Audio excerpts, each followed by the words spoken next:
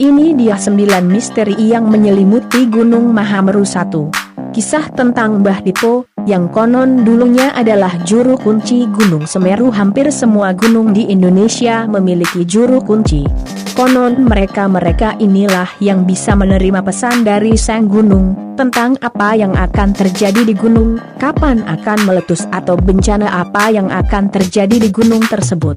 Mbah Dipo adalah sosok yang sudah banyak dikenal kalangan pendaki Semeru. Mbah Dipo ini dulunya juru kunci Semeru, namun kini telah meninggal dunia.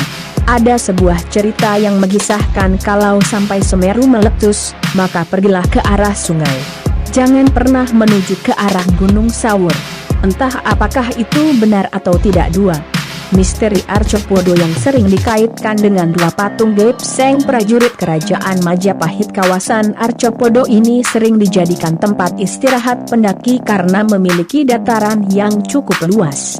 Menurut cerita yang beredar, di area ini terdapat 2 patung prajurit dari kerajaan Majapahit yang cuma bisa dilihat oleh orang yang punya mata batin. Kalau dilihat dari asal-usul namanya, Arcopodo memang berarti 2 arca atau 2 penjaga. Banyak pendaki yang mengaku pernah melihat 2 patung ini, namun kebanyakan selalu melihatnya dalam ukuran yang beda. Ada yang bilang seukuran anak kecil, ada juga yang bilang seukuran raksasa 3. Ikan Mas Ranu Kumbolo yang diyakini warga setempat sebagai Dewi Penjaga. Ada larangan yang menyatakan bahwa setiap pendaki yang naik Gunung Semeru tidak boleh memancing atau menangkap ikan mas yang ada di Danau Ranu Kumbolo.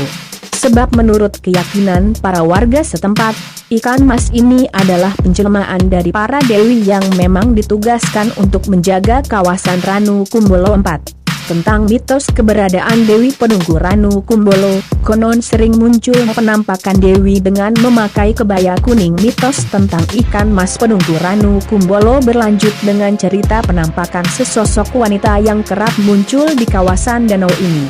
Cerita yang beredar, wanita ini kerap muncul dengan berpakaian kebaya warna kuning. Dan kemunculannya ditandai dengan adanya kepulan asap saat bulan purnama datang. 5. Pendaki yang pernah mendaki Semeru pasti pernah mendengar cerita tentang menyeramkannya kawasan Kelik. Kelik adalah tempat di mana berada beberapa batu in memoriam yang menandakan adanya orang yang meninggal di Gunung Semeru. Salah satunya adalah batu in memoriam milik Suhogile. Hal yang menyeramkan dari tempat ini adalah seringnya terjadi kesurupan di antara pendaki yang sedang naik Gunung Semeru. Konon para pendaki ini dirasuki oleh roh manusia atau juga roh binatang. 6. Mitos tanjakan cinta di Ranu Kumbolo. Kalau ini sih pendaki maunya jadi kenyataan. Bukan cuma mitos, tanjakan cinta merupakan jalur pendakian yang harus pendaki lewati saat menuju puncak dari Ranu Kumbolo. Tanjakan ini sebetulnya tidak terlalu terjal, tapi memang panjang. Katanya, jika bisa melewati tanjakan ini tanpa istirahat dan tanpa menoleh, maka permohonan cintamu akan terwujud.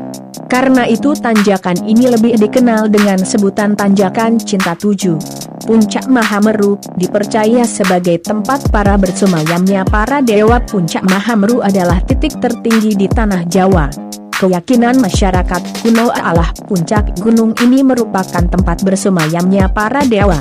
Makanya buat siapapun yang ingin mendengarkan suara-suara dewa, mereka harus semedi dulu di puncak Gunung Semeru. 8. Ada cerita yang mengatakan bahwa Gunung Semeru adalah Bapak Gunung Agung. Cerita dan keyakinan ini dipegang oleh masyarakat Bali.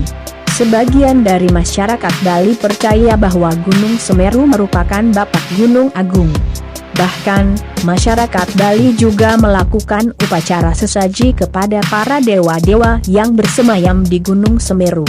Upacara sesaji ini biasanya dilakoni setiap 8-12 tahun sekali, yaitu hanya pada saat seseorang menerima suara gaib dari dewa Gunung Semeru.